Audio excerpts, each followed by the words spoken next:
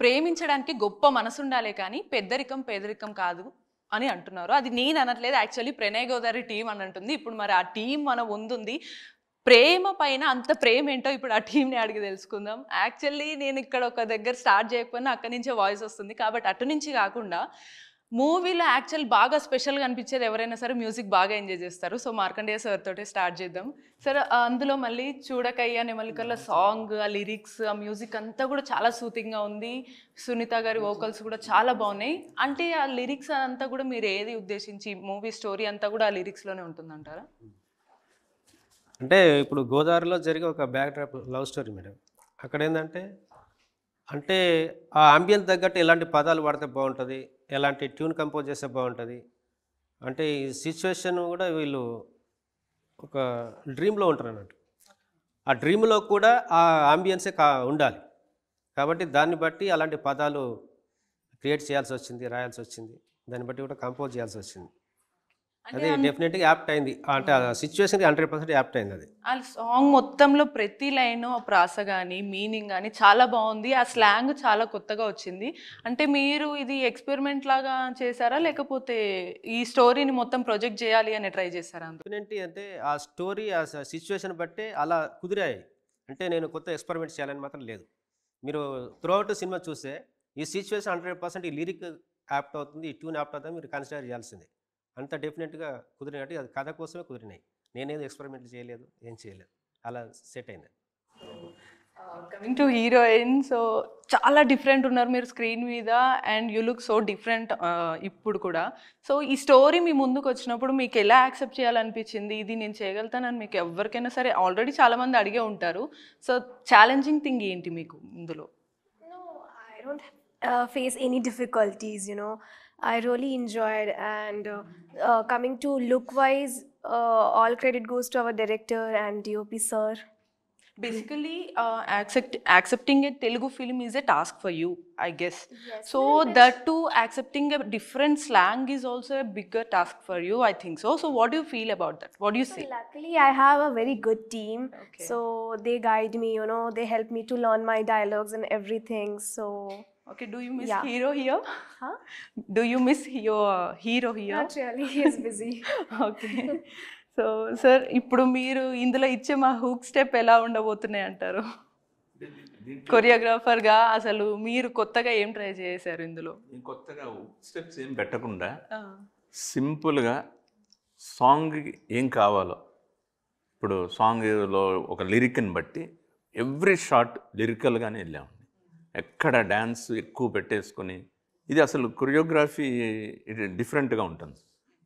Dance మీద ఎక్కడ ఉండదండి. అంటే డిఫరెంట్ ఉంటుంది బట్ స్టిల్ ఈ మధ్య అందరికీ ఒకటి బాగా అలవాటైంది ఏంటి అని అంటే ఖచ్చితంగా హుక్ స్టెప్ కావాలని అనుకుంటున్నారు. అప్పుడు మీ కొరియోగ్రఫీ నచ్చుతుందని మీరు అని అనుకున్నారు? 100% స్టెప్ అనేది ఇప్పుడు ఎలా ఉంటుందంటే అండి అది సాంగ్ని బట్టి వస్తుంది. అంతేగాని ఇలాంటి సాంగ్స్ ఇవి వచ్చి మెలోడీ సాంగ్లో అది కాక విలేజ్ సాంగ్ ఇప్పుడు మనం సబ్జెక్ట్ని బట్టి కొరియోగ్రఫీ చేయాలండి. ఏదో మనకి సాంగ్ ఇచ్చారు కదా ఈ సాంగ్లో ఒక హుక్ స్టెప్ వేసేసి పేరు తెచ్చుకోవటం అనేది తప్పది. బ్రేక్ డాన్స్ వేయలేంగా అది అట్లా ఇప్పుడు అందులో బ్రేక్ డాన్స్ వేయలేం కదా అట్లా సాంగ్ అంతేలేండి. మనం మాట్లాడుతున్నప్పుడు మధ్యలో సునీల్ గారు ఎట్లా ఇంటరాక్ట్ అవుతారో అట్లా వేరే స్టెప్స్ ఇంటరాక్ట్ చేయలేము కదా, సెట్ అవ్వదు కదా అట్లా అనమాట. ఇట్లా దాని సాంగ్ బట్టి మేము చేసాం. అంటే ఉక్ మూమెంట్ అంటే ఒక్క సాంగ్లో ఉంటుంది.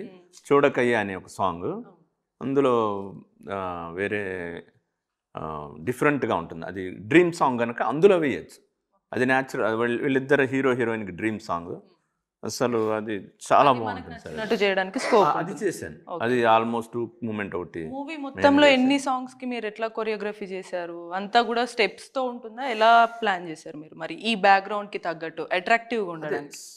సాంగ్ వినేసి సాంగ్కి ఏ బ్యాక్గ్రౌండ్ సెట్ అవుద్ది, ఏ కాస్ట్యూమ్స్లో ఉంటే బాగుంటాయి, ఎలాంటి ఇవి సెట్ ప్రాపర్టీస్ యూస్ చేయాలి, ఇవన్నీ మెయిన్ కాన్సన్ట్రేట్ చేసాం. మేము ఏం అడిగినా సరే సార్ ఇక్కడ వాస్తవానికి అడిగితే వీళ్ళు ఒక సెట్ వేసారండి ప్రొడ్యూసర్ గారు. ఏ ప్రొడ్యూసర్ ఈ కాలంలో అయితే డెఫినెట్గా అంత పని చేయరండి. చెరువు ఉంది కదా ఆ గోదావరి గట్టు దగ్గర నది దగ్గర దగ్గర 60 హౌసెస్ వేస్తారు. అది అదంతా సెట్టేనా? సెట్టే. దగ్గర దగ్గర ఒక 30-40 lakhs ఖర్చు పెట్టారు దానికి. అంత ఖర్చు పెట్టి వేసి ఆయన రెండో రోజు చూస్తే వాటర్ వచ్చేస్తూ ఉంది ముందుకి. మళ్ళీ కొన్ని లారీలు తెప్పించి అక్కడ ఇసుక బస్తాలన్నీ వేయించి, అసలు ప్రొడ్యూసర్ డబ్బుల గురించి అయితే నీళ్లు ఖర్చు పెట్టినట్లు ఖర్చు పెట్టాడండి రియల్గా. ఎవరు ఈ టైంలో అయితే అలా సెట్లు వేసేవాళ్ళు నేను ఎవరిని చూడలే. సో మరి అంత కష్టపడి అంత బడ్జెట్ పెట్టడానికి అసలు ఈ సినిమాలో ఏముంది అని ఎవరన్నా అడిగితే మీరు ఏం చెప్తారు? రిలీజ్ ఉంది December 13కి, కానీ సినిమాల కంటెంట్ ఏముంది? December 13 చూస్తే తెలుస్తుంది. అవునా? అయితే మిమ్మల్ని అప్పుడే చూస్తాను. ఇప్పుడు మిమ్మల్ని ఏ క్వశ్చన్ అడగండి. అన్ని పిక్చర్ల కంటే డిఫరెంట్గా ఉంటుంది ఈ మూవీ. అది ఈ కైండ్ ఆఫ్ మూవీ మాత్రం.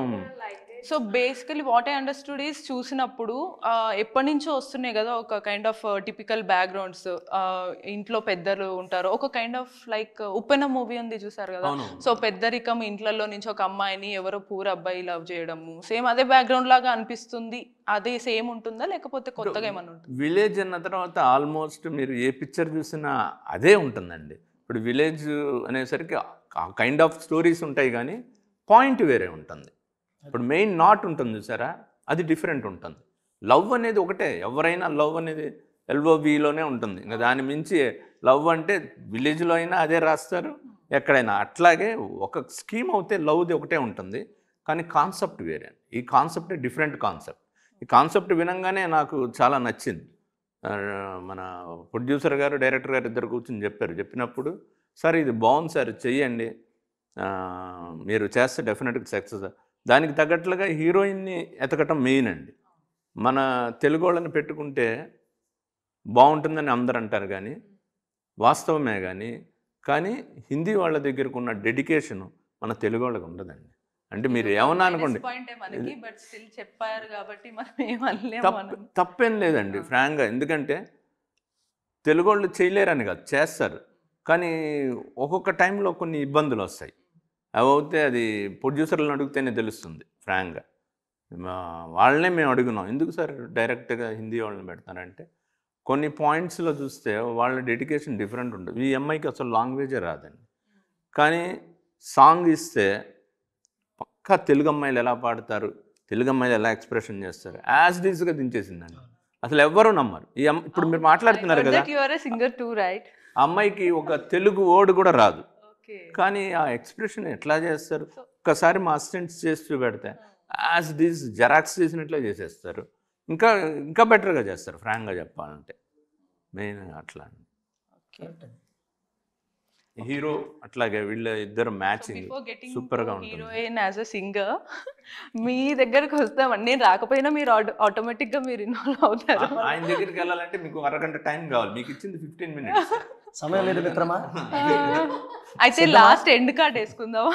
సమయం లేదు, సిద్ధమా? సమయం లేదు మిత్రమా, 13వ తారీఖు వచ్చేస్తుంది అంటారా? ఇందాక ఒక మాట అన్నారు కదా మన కొరియోగ్రాఫర్ గారు, డాన్స్ మూమెంట్స్ ఎలాంటి స్టెప్స్. ఇక్కడేమో ఈయనేమో ఆయుధాలు సిద్ధం చేసుకున్నాడు యుద్ధానికి, ఏదో చేసేద్దాం అని. ఆడకొచ్చే తలకే ఇళయరాజా గారు, కేఎస్ సార్ గారు కాంబినేషన్లో ఉంది సినిమా. యుద్ధాలని అవన్నీ పక్కన పెట్టి పదండి సార్ మనం చేసుకుందాం ఏదో ఒకటి. ఆడపోతేమో తెడ్డు పడవ, గోదావరి ఇసుక. ఈ హైట్లో ఉన్నటువంటి కొరియోగ్రాఫర్ ఒక్కసారిగా ఓ అమ్మా సార్ ఇది మనకు చెట్టు కాదు, పెద్దగా డాన్స్ చేయాల్సిన పని లేనట్టుంది సార్ ఇక్కడ. ఇది ఏంటంటే సాంగ్ లిరికల్, ఒక్కొక్క లిరిక్ విన్నారంటే చాలా ఎక్స్ట్రాడినరీగా ఉంటుంది. ఆ లిరిక్ని బట్టి మనం చేయాలి. సార్ అదే అడుగుతున్నాను, లిరిక్స్ లో చూపించినంత ఉత్సాహం బయట మాటల్లో చాలా సైలెంట్ గా ఉన్నారు, ఎక్కువ మాట్లాడరు. ఆయన ఎక్కువ మాట్లాడరు, మంచి సార్ మాటలే మాట్లాడితే ఏమైతే. సాంగ్స్ బాగా వచ్చాయి. సాంగ్స్ సరే, మీరు అన్ని డిపార్ట్మెంట్స్ గురించి చెప్తున్నారు కానీ మిమ్మల్ని మీరు ఇదంతా బ్రహ్మాండంగా తీయటానికి మెయిన్ మన cameraman Prasad sir. Every shot మీకు డిఫరెంట్గా ఉంటుంది. ఆయన పెట్టే ఒక్కొక్క బ్లాక్స్ కానీ మనం ఏం చెప్తే కాదు అనకుండా అందరు పనిచేశారండి. మా విజయకృష్ణ గారు ఆర్ట్ డైరెక్టర్ కానీ అందరూ కలిసి ఒక ఫ్యామిలీ లాగా పనిచేసామండి. ఒక సినిమా లాగా ఎవరు పనిచేయాలి అనమాట. అదే అర్థమవుతుంది. ఇన్ఫ్యాక్ట్ ఎందుకు అని అంటే ఇక్కడ ఒక డైరెక్టర్ లేకపోయినా, ప్రొడ్యూసర్ లేకపోయినా సరే ఎవ్రీథింగ్ మూవీ గురించి మీరే ఇన్వాల్వ్ అయ్యి చెప్పారు, అది తెలుస్తుంది. మీ గురించి ఈ మూవీలో మీరు మిమ్మల్ని సునీల్ గారి లాగానే ఇంట్రడ్యూస్ చేసుకుంటున్నారు, కొత్తగా ఏమన్నా కనిపిస్తారా ఇందులో? ఇందులో చాలా కొత్తగా ఉంటుంది. బిఫోర్ 10 years బిఫోర్ కొంతమంది యాక్టర్స్ చేశారు మా సీనియర్స్. సో నాకు తెలిసి ఈ సినిమాలో చేసినటువంటి నేను చేసిన రోలు ఆఫ్టర్ ఎవరు చేయరు, సాహసం చేయలేరు. ఇంకా చేసిన వెయిట్ చేయలేరంట. కాదు, చేసిన బ్రాండ్ ఈయనదే ఉంటుంది. ఇన్ కేస్ ట్రై చేసినా కూడా దాన్ని పట్టుకోలేరు. అంటే అందరూ గెటప్ చేస్తారు, అంటే ఒక గెటప్ని అందరూ చేస్తారు. ఇప్పుడు మనిషి ఒకడే ఉంటే సరిపోదు, దాంట్లో ప్రాణం కూడా ఉండాలి. ఈ సినిమా ప్రణయ గోదావరిలో గెటప్తో పాటు ప్రాణం పెట్టి చేసాం. ఇది ఆఫ్టర్ ఎవరు చేయలేదు, బిఫోర్ అయితే చేశారు కొంతమంది, ఆఫ్టర్ అయితే ఇంకెవరు టచ్ చేయరు కూడా ఆ జోన్, ఆ క్యారెక్టర్ని. December 13th సినిమా కామెడీ ఉంటుందా? అంత సీరియస్ మీరు చెప్తున్నారు. కామెడీ, అమాయకత్వం మీలో ఆ, సినిమాలోనా మీలోనా? సినిమాలో ఉంటుంది. ఓకే, సినిమాలో ఏదైతే మనం క్లారిటీ ఇవ్వండి. మీలో అమాయకత్వం అంటే ఎవరు నమ్మరు. ఓకే, నా గురించి మీకు అందరూ తెలిసిందే అమాయకున్నది. ఓకే, December 13th రోజు తెలిసింది అతను ఎవరనేది. ఓకే, అయితే సినిమాలో క్యారెక్టర్ అలా ఉంటుంది.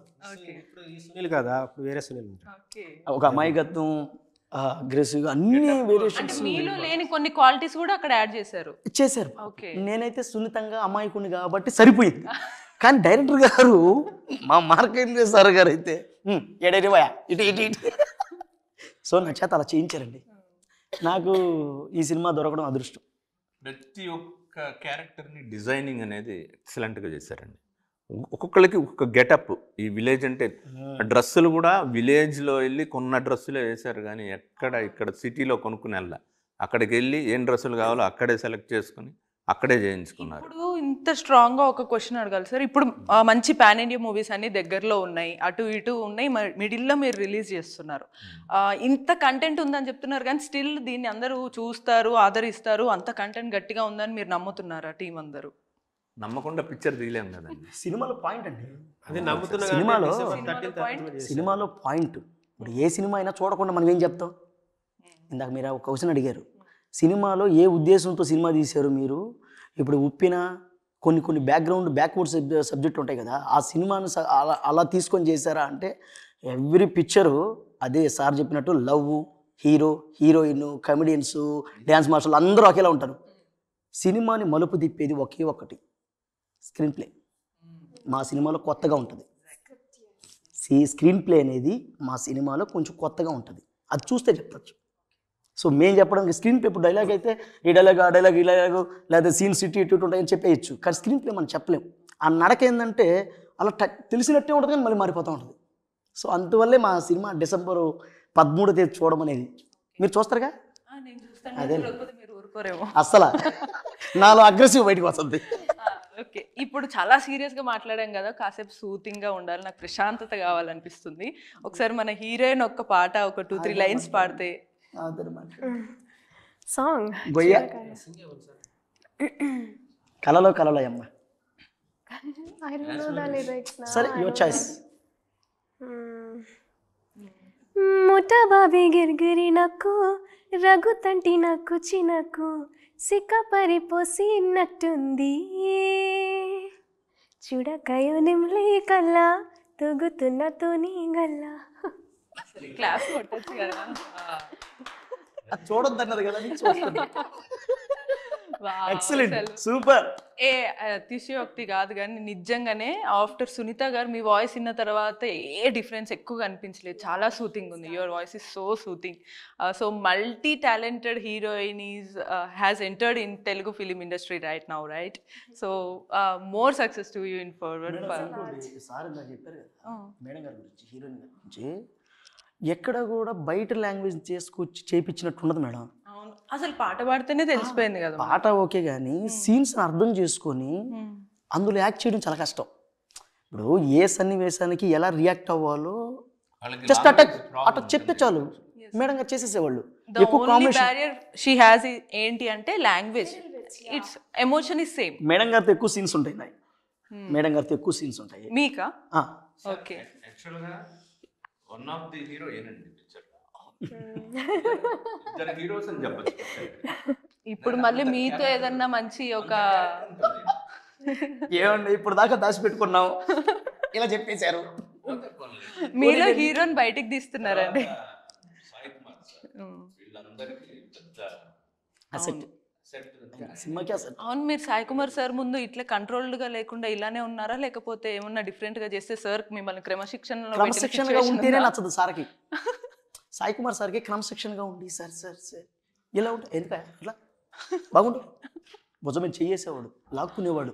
ఒక బిడ్డని, ఒక కళామ తల్లి బిడ్డని ఒక కళాకారుడికి అర్థమవుతున్నట్టు ఆయన చెయ్యేసి పొదుముకునేవాడు లోపలికి. భలే చెప్పావా డైలాగులు, అరే బాగా చెప్పావే అని ఎంకరేజ్మెంట్ చేశారు సార్. చూస్తే నాకెందుకు ఎక్స్ప్రెషన్స్ వస్తున్నాయో తెలియదు, అలా మీరు ఎందుకు అంత ఎక్స్ప్రెషన్స్ తో చెప్పేసి ఈసారి సినిమాలో మీతో యాక్ట్ చేయాలి. ఏ రకంగా ఎక్స్ప్రెషన్స్ ఈసారి మీతోనే చేయాలి. మీతో చేస్తే నేను ఎట్లాగో కనపడను, నన్ను చూపియరు, నా పని కూడా మీరే చేస్తారు. సార్ మీరు అంత సైలెంట్ గా ఉన్నారు, బట్ మూవీలో సాంగ్స్ లో ప్రతి లైన్ చాలా బాగుంది. ఒక్కసారి అసలు ఈ ప్రొడక్షన్ హౌస్ గురించి కానీ, డైరెక్టర్ కాన్సెప్ట్, ఇవన్నిటి గురించి కూడా మీరు ఒక లిరిక్ రైటర్గా మీ మాటలతో ఎలా చెప్తారు? అంటే ఆ స్ట్రగులే వేరు మేడం. అసలు వాస్తవానికి ఏంటంటే ప్రొడక్షన్ అనేది very struggle, very daring moment. అది చేయాలంటే చాలా స్టఫ్ ఉండాలి, గట్స్ కూడా ఉండాలి. యాక్చువల్గా ప్రొడ్యూసర్ గారు సినిమా స్టార్ట్ చేసే ముందు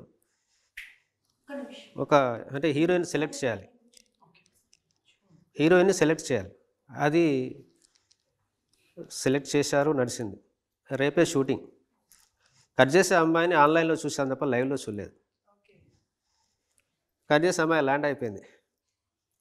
అంటే ఈరోజు మధ్యాహ్నం ల్యాండ్ అయింది, రేపు షూటింగ్. చూసినాక అందరు షాక్. అమ్మాయి అస్సలు బాగాలేదు, ఏం చేయాలి టెన్షన్, నచ్చలేదు ఎవరికి. ఇమ్మీడియట్లీ అమ్మాయి కావాలి, రేపు షూటు అనౌన్స్మెంట్ చేసాం, ఆలిగారు వచ్చారు, ఓపెన్ చేశారు, అంతా జరిగిపోయింది. ఏం చేయాలి, అది మీమాంస అంటారు విష్ణు తెలుగులో. అలాంటి టైంలో మా కాస్టింగ్ డైరెక్టర్ గారు వంశీ గారిని పట్టుకున్నాం. మీరేం చేస్తారో తెలియదు సార్, తెల్లారిసరికి అమ్మాయి కావాలి, ఒక అందమైన అమ్మాయిని వెతికి పట్టండి అని చెప్పాం. మీరు నంబర్ మేడం, ఇమ్మీడియట్గా మాకు ఫోటోలు గిట్టోలు ఏం చూపించలే, దింపేశాడు అంతే. మార్నింగ్ వచ్చింది అమ్మాయి, డైరెక్ట్ షూట్కి వచ్చేసింది. చూసినాక చాలా మంది హ్యాపీగా ఫీల్ అయ్యారంటే ఈ అమ్మాయి రావడం సినిమా ఇంత దూరం వచ్చింది, అది మాకు చెప్పగలను నేను. లేకపోతే సినిమా షూట్ అయ్యేది కాదు. ఇంకే అమ్మాయినా సినిమా అసలు ప్రొడ్యూసర్ చేయడు సినిమా.